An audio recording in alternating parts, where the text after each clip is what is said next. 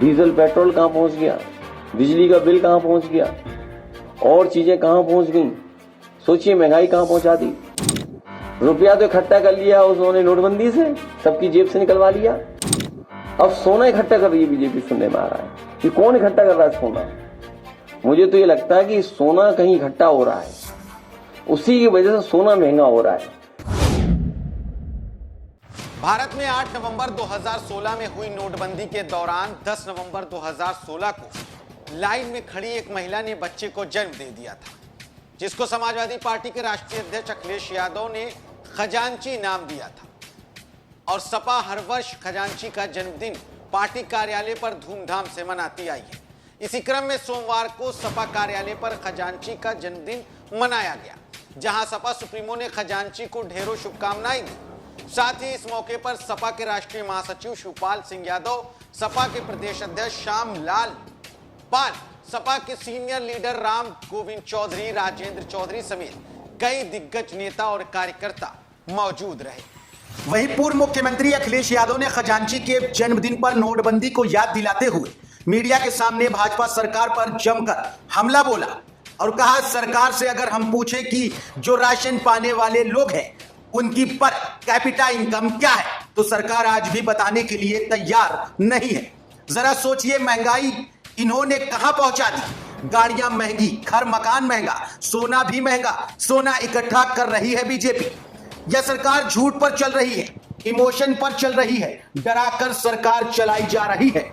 आज एक भी अधिकारी जो इलेक्शन देखता है उसमें कोई भी पीडीए परिवार का नहीं है। सरकार से अगर हम पूछें कि वो लोग जो राशन प्राप्त कर रहे हैं उनकी पर कैपिटा इनकम क्या है, तो सरकार आज भी बताने के लिए तैयार नहीं है। हमारे किसान को आश्वासन दिया, उसे वोट लेने के लिए गुमराह किया और कहा कि आपकी आय दोगुनी हो जाएगी। खाद, तमाम चीजों को लेकर के आज भी किसान परेशान हैं। जो खबरें मिलती हैं, जो जानकारी मिलती है संगठन के माध्यम से, वो मिलती है कि खाद कहीं उपलब्धि नहीं है। डीजल पेट्रोल कहां पहुंच गया, बिजली का बिल कहां पहुंच गया, और चीजें कहां पहुंच गई। सोचिए महंगाई कहां पहुंचा दी।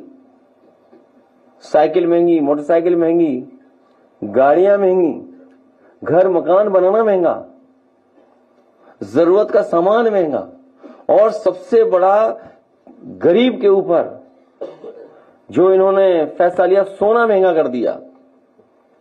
रुपया तो इकट्ठा कर लिया उन्होंने नोटबंदी से, सबकी जेब से निकलवा लिया। अब सोना इकट्ठा कर रही है बीजेपी, सुनने में आ रहा है। ये कौन इकट्ठा कर रहा है सोना। मुझे तो ये लगता है कि सोना कहीं इकट्ठा हो रहा है, उसी की वजह से सोना महंगा हो रहा है। कोई गरीब परिवार अपनी बेटी परिवार के शादी में एक छोटी सी भी चीज नहीं दे सकता है। सबसे छोटी चीज भी अगर कोई है, नाक में पहनने वाली, वो भी नहीं खरीद सकता, इतना महंगा सोना हो। ये सरकार झूठ पे चल रही है, सरकार इमोशन पे चला रहे हैं। इमोशनल डायलॉग उनके सुन लीजिए आप। इमोशन पे सरकार चल रही है, डरा के सरकार चल रही है। अर्थव्यवस्था चौपट हो चुकी है। एक अधिकारी जो इलेक्शन देखता है वो कोई भी पीडीए परिवार का नहीं है। पूरे प्रदेश में अगर एक भी हमें बता दे इलेक्शन कमीशन कि वो पीडीए परिवार का है, अगर एक भी। आगे पत्रकारों के सवाल का जवाब देते हुए सपा अध्यक्ष ने कहा, 2027 चुनाव के 427 दिन पहले भाजपा चोरी की तैयारी कर रही है। जब आपका वोट ही गायब हो जाएगा तो क्या बोलेंगे। वहीं अपने पीडीए वाले फार्मूले पर बोलते हुए कहा, पीडीए के लोगों को अपमानित तो कर ही रही है, या पीडीए के परिवार के लोगों को भी जान से मारने की साजिश कर रही है। साथ ही यूपी सीएम पर तंज कसते हुए कहा, जहां गांजा है वहां सब चंगा है। आगे एक सवाल पर तो अखिलेश ने सीएम योगी के जापान दौरे पर बोलते हुए उनको राय भी दे दी और कहा, मुख्यमंत्री जब जापान जा रहे हैं तो बुलेट ट्रेन में बैठकर क्योटो जरूर जाए, तो उन्हें अंदाजा लग जाएगा 10 साल में उन्होंने क्या बर्बाद किया है। शहर और सड़कों पर जरूर देख कर आए कि वहां सांड है कि नहीं।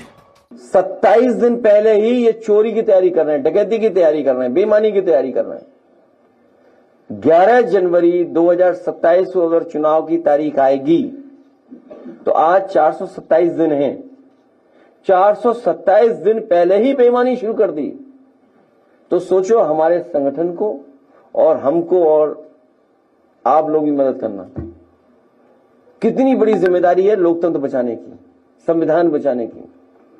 जब आपका वोट ही गायब हो जाएगा तो आप क्या बोलेंगे आप? इसीलिए तो सब यूपी में चंगा है, जहां गांजा है वहां सब चंगा है।